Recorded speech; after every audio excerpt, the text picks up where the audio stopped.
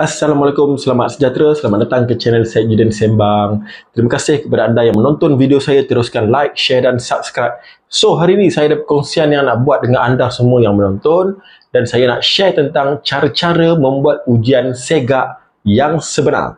Ujian segak ialah standard kecergasan fizikal yang mana ujian ini biasanya dijalankan dalam subjek pendidikan jasmani oleh cikgu-cikgu PJ di sekolah masing-masing.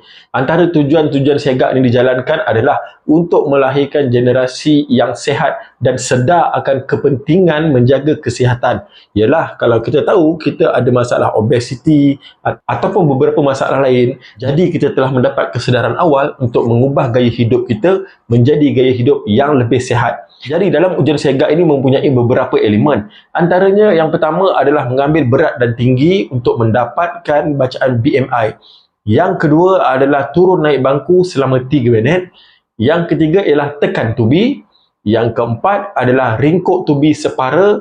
Dan yang keenam adalah jangkau melunjur. Jadi macam mana untuk menjalankan proses ini? Jom tonton video ni sampai habis. Yang pertama, murid-murid perlulah melengkapkan borang segak dengan mengisi maklumat diri. Seterusnya ialah mengambil bacaan tinggi dan berat masing-masing. Alat pengukur yang digunakan mestilah alat pengukur yang dalam keadaan baik dapat mengambil bacaan berat dan tinggi dengan baik. Dan semasa ini, murid-murid hendaklah membuka kasut untuk mendapatkan bacaan yang lebih tepat. Setelah selesai mendapatkan bacaan tinggi dan berat, murid-murid perlu ke stesen seterusnya, iaitu turun naik bangku selama 3 minit. Jangan salah faham. Semasa stesen ni, ramai murid ingat mereka perlu turun naik bangku dengan paling banyak. Sebenarnya salah. 3 minit itu adalah masa turun naik bangku yang telah pun ditetapkan. Murid tak boleh naik terlalu laju dan tak boleh naik terlalu perlahan. Ia perlu naik mengikut irama dan rentak yang betul. Dan 3 minit itu adalah kadar untuk meningkatkan denyutan jantung ataupun nadi. Apa yang penting dalam langkah ini adalah selepas 3 minit ini, murid-murid hendaklah mengambil berapakah kadar denyutan nadi sendiri. Ini pun penting kerana kita perlu mengajar murid macam mana nak dapat bacaan nadi yang betul. Bacaan nadi ini akan diambil kira selama 1 minit. Catatkan di dalam borang yang disediakan. Stesen seterusnya ialah tekan tubi ataupun tekan tubi ubah suai selama 1 minit. Bagi murid lelaki, mereka perlu menjalankan tekan tubi seperti biasa selama 1 minit. Untuk memudahkan guru-guru, jadikan murid-murid berpasangan. Sebelah kumpulan akan melakukan tekan tubi, sebelah lagi akan mengira berapakah bacaan tekan tubi. Juga perlu diingatkan kepada murid-murid bagaimanakah untuk mengira bacaan yang dikira dengan betul. Kerana sekiranya murid tidak melakukan tekan tubi dengan lengkap, bacaan itu tidak dikira. Untuk murid perempuan pula, gaya tekan tubi ubah suai adalah dengan menggunakan lutut, kaki disilangkan ke belakang dan hendaklah diangkat. Sama juga seperti murid lelaki, tekan tubi akan dijalankan selama 1 minit dan pasangan di hadapan akan mengira berapakah jumlah tekan tubi yang lengkap berjaya dibuat. Seterusnya ialah ringkuk tubi separa. Masih lagi dalam keadaan berpasangan, seorang kawan hendaklah memegang kaki seorang kawan lagi yang ingin melakukan ringkuk tubi. Untuk ringkuk tubi ini ramai yang keliru kerana ada yang ingat murid perlu melakukan ringkuk tubi sehingga paras yang tinggi. Sebenarnya adalah bacaan pergerakan tangan dari murid itu yang perlu diambil kira. Guru-guru hendaklah membuat 2 tanda pada tangan murid.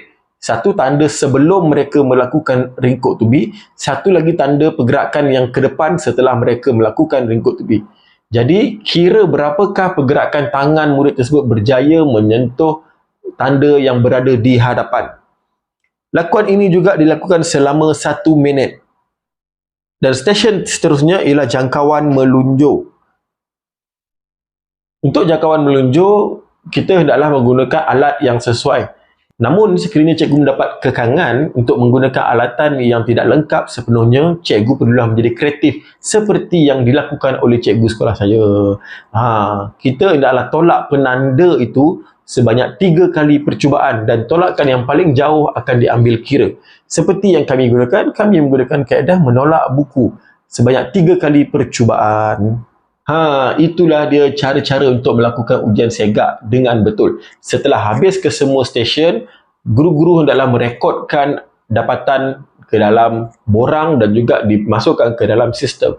Ingat, ujian segak ni ada 2 fasa. Dan secara keseluruhannya di dalam ujian segak ni, apa yang kita perolehi adalah untuk memastikan murid-murid ini mempunyai gaya hidup yang sihat. Yang pertama, mempunyai berat dan tinggi yang ideal supaya tidak obes ataupun terlalu kurus.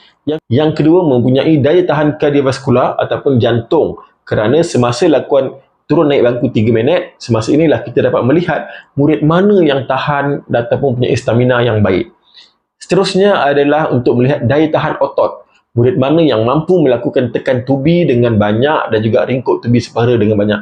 Dan jangkauan menunjuk adalah untuk menguji tahap kelenturan murid.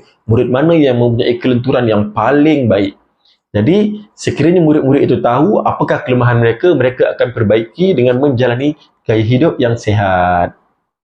Itu sahaja untuk video pada kali ini. Semoga dengan panduan ini, semua guru-guru, murid-murid dan ibu bapa dapat menjadikan cara-cara ini untuk melaksanakan ujian segak di sekolah anda.